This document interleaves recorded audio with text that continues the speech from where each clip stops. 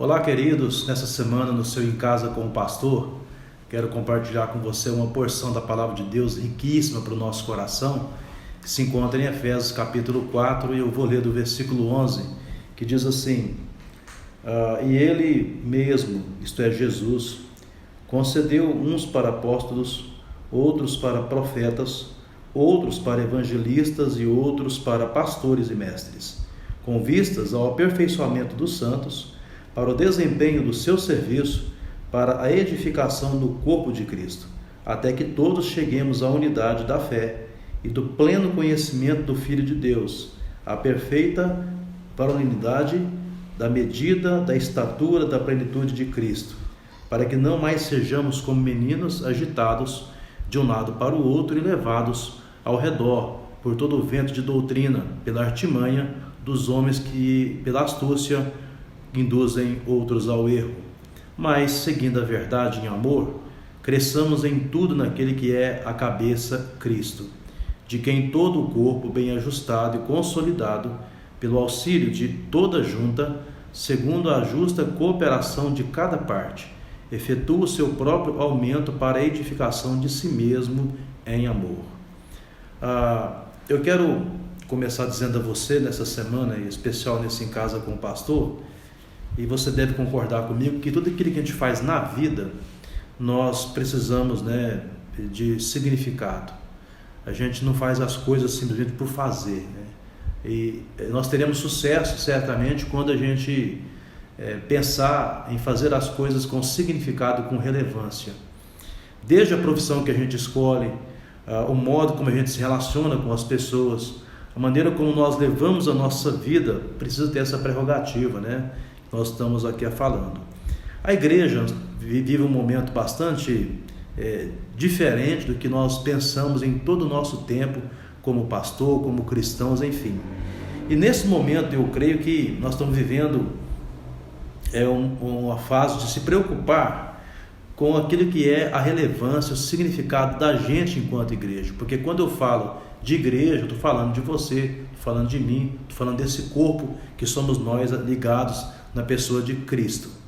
Então, o modo como Paulo escreve as cartas às igrejas, na primeira parte é interessante que ele faz sempre uma abordagem muito teórica. Se você ler Romanos e Efésios, você vai perceber claramente que na primeira parte, por exemplo, em Efésios, do capítulo 1 até o capítulo 4, Paulo fala de doutrina o tempo todo, e depois, capítulo 5 e 6, ele vai mostrar como que essa doutrina pode ser vista na prática na nossa vida. A mesma coisa acontece em Romanos, do capítulo 1 até o capítulo 11, doutrina, capítulo 12 até o final, Paulo fala dessa prática, como ela influencia a nossa vida, e faz com que, aliás, ela seja relevante. A igreja, nós somos uma humanidade restaurada, e graças a Deus por isso. Nós não somos alguém por nós mesmos, alguém nos fez ser o que nós somos, e esse alguém é a pessoa de Jesus. E isso nos conforta muito e nos liberta bastante, porque nós começamos a caminhar na direção daquilo que é a pessoa de Cristo, não naquilo que é o que nós pensamos. Então nós somos uma humanidade restaurada. Foi Cristo quem nos resgatou e nos transformou filhos dele. Somos então um corpo ligados um ao outro através do amor de Cristo. Nesse tempo, eu creio que a saudade é muito grande de cada um de nós, de estarmos juntos, de abraçar, de beijar os irmãos, de ter essa demonstração tão gostosa, tão boa, afetiva. Mas eu entendo também que é possível a gente estar junto, próximo, em comunhão, ligado na mesma pessoa que é Cristo Jesus. Então Paulo vai mostrar para nós por que a igreja existe, qual é a relevância dela. E nesse texto aqui, Paulo fala 3 coisas básicas para nós. Primeiro, ele fala da igreja sendo uma igreja relevante em relação a Deus, em relação a Deus, por que a igreja existe? A igreja existe para adorar. Nós existimos para adorar o Senhor. Adoração, então, é a maior missão da igreja. Quando a gente fala de missões, sejam elas assim na perspectiva até mesmo técnica, urbanas, missões transculturais, missões nacionais, enfim, nós estamos pensando em que esse trabalho que é feito tem o propósito de resgatar pessoas para que elas possam compreender por que elas foram criadas, Fomos criados para o louvor da glória de Deus. Então a maior missão da igreja é levar pessoas a adorar a Deus. Por isso que Paulo fala que a adoração é centrada em Deus.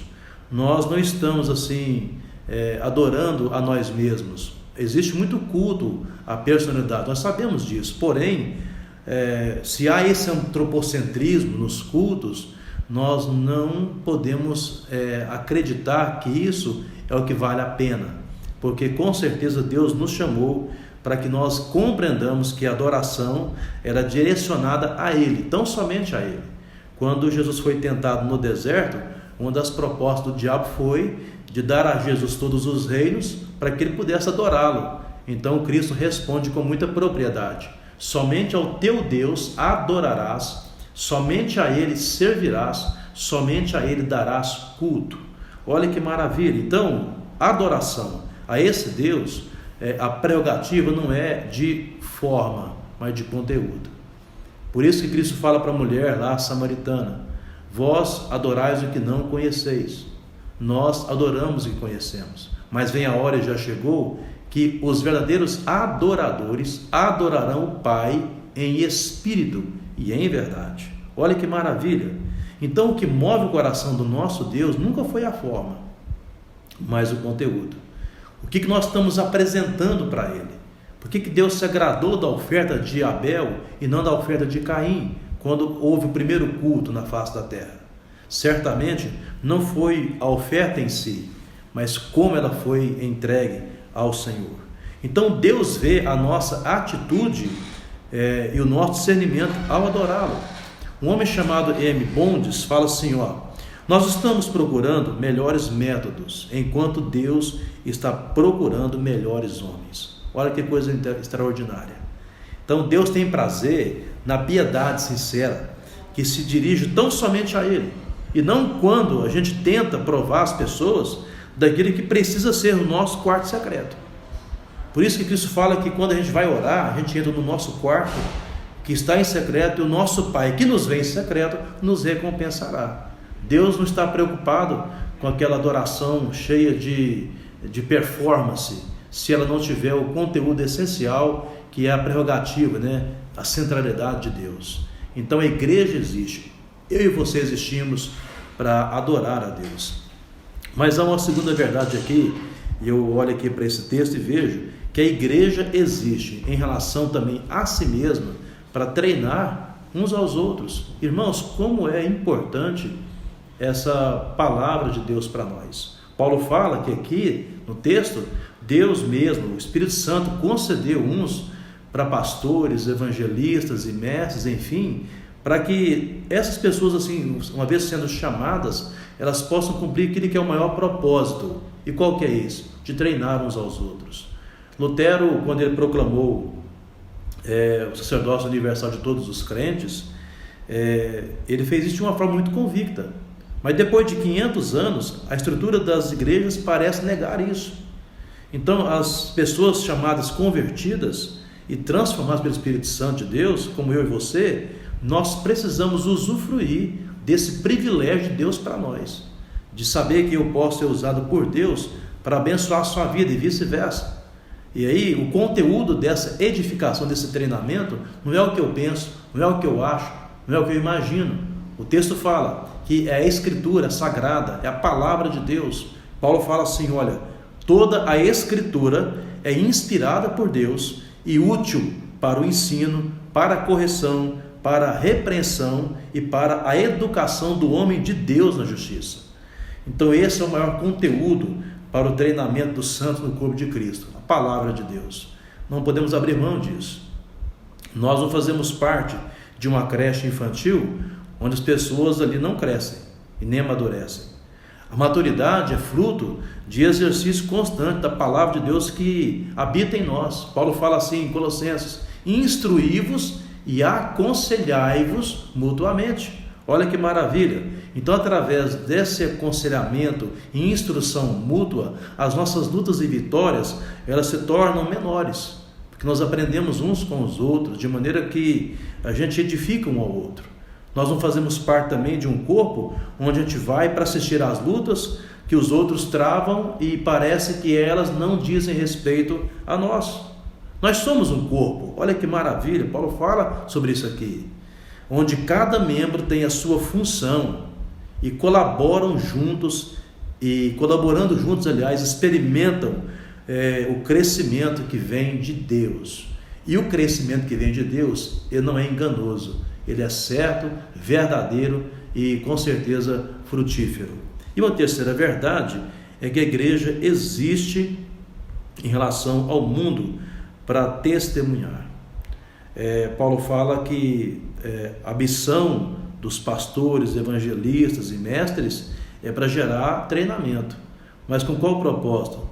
Verso 16 fala: de quem todo o corpo bem ajustado, consolidado, pelo auxílio de toda junta, segundo a justa cooperação de cada parte, efetua o seu próprio aumento para a edificação de si mesmo em amor.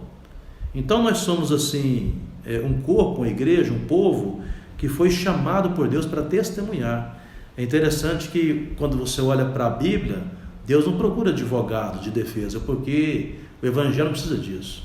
Eu vejo muita gente brigando com o Evangelho, discutindo, travando lutas assim enormes por conta de crenças que eles mesmos criaram em si mesmos. E estão assim muito enfronhados nisso.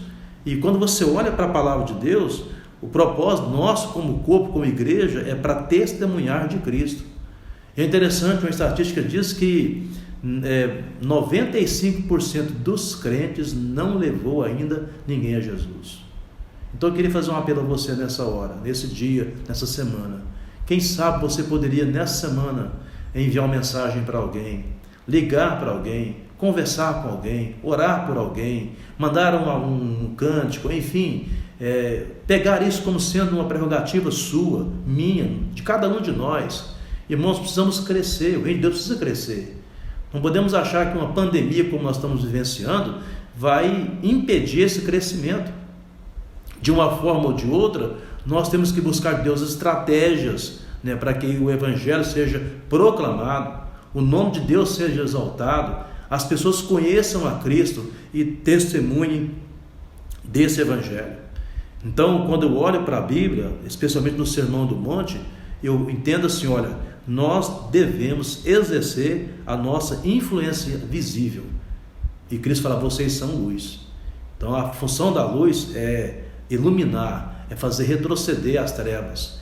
E também nós temos que exercer a nossa função, a nossa influência visível, que é o sal, aliás, invisível, que é o sal. Esse sal que é capaz de fazer também impedir o avanço do mal. Então, como igreja, nós temos que exercer nossa influência de forma atrativa e não repulsiva. Essa é uma hora da gente poder externar como igreja o nosso amor pelo nosso próximo, dando aquilo que nós temos em termos de apoio, de entendimento da palavra, de aconselhamento, de orientação, repartindo o nosso pão, as nossas vestes, o nosso cobertor, o nosso casaco. Quem tiver 2 túnicas, dê um para quem não tem. Essa é uma hora das pessoas lá fora perceberem e verem que a igreja, ela existe não para se servir das pessoas. A igreja existe para servir as pessoas, para testemunhar do bom perfume de Cristo. E Paulo fala que nós somos esse bom perfume. Estamos então diante de uma tarefa, na minha concepção, imperativa, intransferível e na minha concepção também impostergável.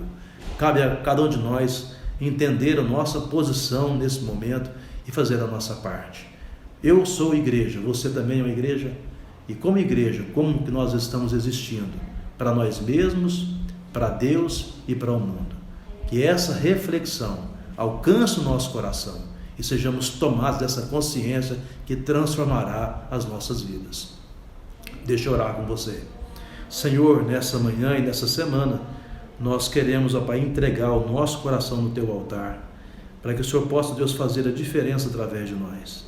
Que sejamos essa igreja relevante, Senhor, que compreendamos o porquê nós estamos existindo, e que tudo aquilo que formos fazer, seja em palavras, atitudes e obras, possa, Deus, concorrer para a Tua honra e para a Tua glória, em nome de Cristo Jesus.